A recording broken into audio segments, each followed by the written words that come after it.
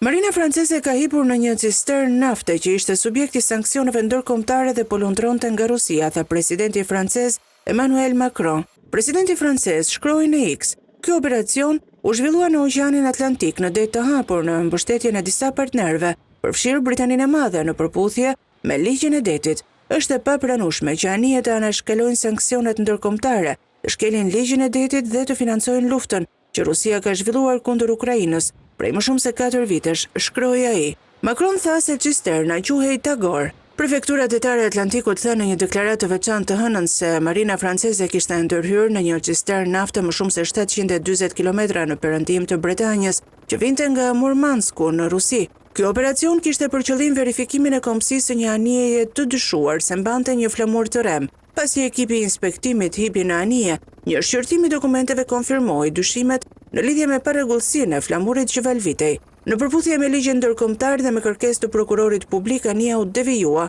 tha deklarata.